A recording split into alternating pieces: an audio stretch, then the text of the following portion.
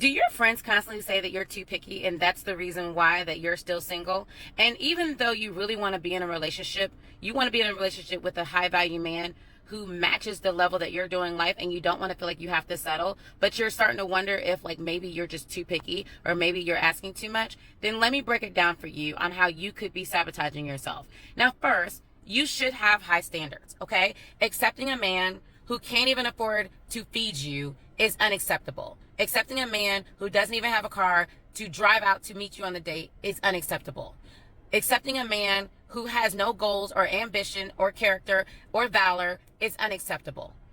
However, if your demand is that you make $100,000 and that man cannot make anything less than $150,000, then that you're being unrealistic.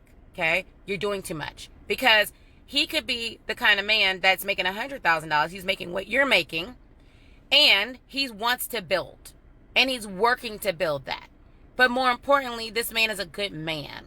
Like, he's smart. He's kind. He cares about you as a person and not what you can do for him.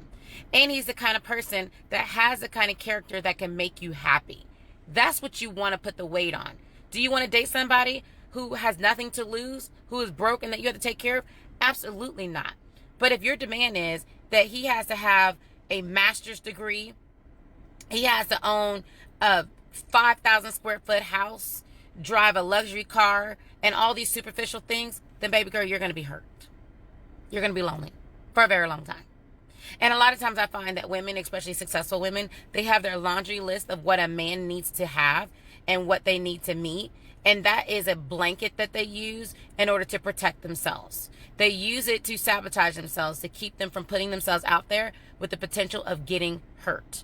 And you got to recognize the difference between having standards and having fears. Having standards that you won't settle versus I have a fear that I don't want to get abandoned. I don't want to get hurt. I don't want to feel like I failed. I don't want to feel like I'm not enough. I don't want to feel like I'm not worthy, and or be treated the same way my ex treated me, where he was a narcissist and he emotionally abused me, and I'm afraid that that's going to happen again. So then now I always look for something wrong with every person that I date so that I have excuse to walk away before they have the chance to get my vulnerability.